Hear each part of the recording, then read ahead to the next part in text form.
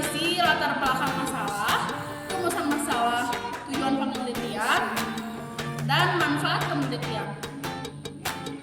Selanjutnya yaitu ada tinjauan pustaka yang berisikan ulasan teori-teori proses atau hasil penelitian terdahulu yang relevan dengan topik penelitian. Selanjutnya yaitu metode penelitian yang isinya yaitu menjelaskan bagian penelitian yang dilakukan seperti jenis penelitian, dan metode analisis data. Selanjutnya yaitu ada hasil dan pembahasan, yaitu berisi tentang penyajian data penelitian dan pembahasannya yang mengaitkan data dengan teori atau hipotesis. Selanjutnya simpulan dan saran, yaitu berisikan tentang simpulan merupakan jawaban atas rumusan masalah. Saran diberikan untuk penelitian lanjutan atau penerapan hasil penelitian. Selanjutnya ada daftar pustaka.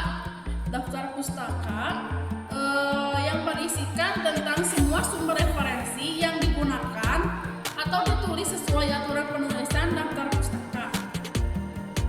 Selanjutnya yaitu yang terakhir ada lampiran. Itu opsional ya jika ada.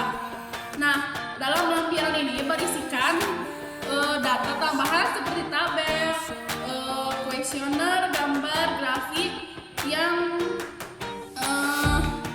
mendukung penelitian. Selanjutnya saya akan menjelaskan tentang kebahasaan karya ilmiah. Apakah kalian tahu apa itu kebahasaan karya ilmiah?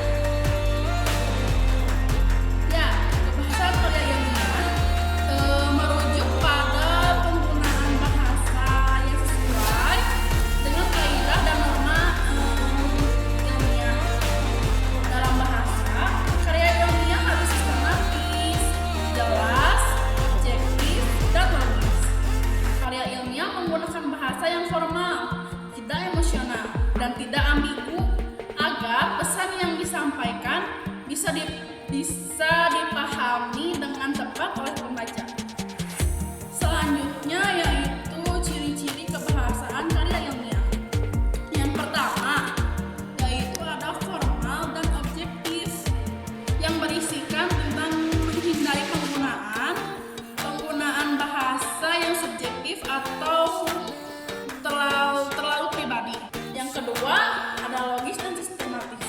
Penyampaian ide harus mengikuti alur yang jelas dan terstruktur dengan baik. Yang ketiga yaitu ada akurat dan jelas, yaitu menggunakan istilah yang tepat dan sesuai dengan konteks ilmiah, menghindari ambigu. Selanjutnya yaitu ada tidak mengandung prasangka, yaitu menyajikan fakta dan data tanpa pengaruh bias atau emosi pribadi. Yang terakhir yaitu ada menggunakan kalimat efektif, yaitu kalimatnya harus singkat, padat, dan mudah dipahami. Selanjutnya ada bahasa yang digunakan dalam karya ilmiah.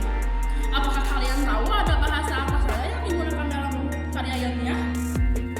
Yang pertama yaitu ada kata baku dan istilah ilmiah, yaitu penggunaan kata baku sangat penting untuk memastikan karya ilmiah mengikuti aturan bahasa Indonesia yang benar.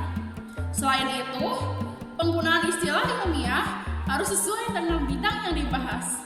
Dan kedua ada kata kerja aktif dan pasif. Dalam karya ilmiah seringkali digunakan bentuk kalimat pasif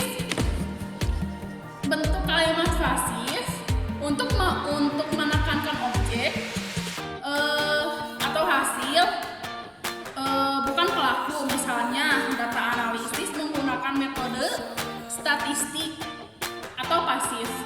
Nah, yang terakhir ada bahasa yang jelas dan tepat, yaitu menghindari penggunaan kata-kata yang tidak jelas atau bermakna ganda. Setiap istilah harus dijelaskan dengan tepat terutama jika digunakan dalam konteks yang khusus. Selanjutnya yaitu ada jenis kalimat dalam karya ilmiah. Yang pertama ada kalimat deskriptif, yaitu menjelaskan objek, fenomena, atau kejadian secara rinci. Yang kedua yaitu ada kalimat argumentatif, yaitu menyajikan pendapat atau argumen yang didukung oleh bukti dan alasan. Dan yang terakhir yaitu ada kalimat eksplanatif, yaitu menjelaskan sesuatu hal atau ide dengan tujuan untuk memberikan pemahaman yang lebih mendalam.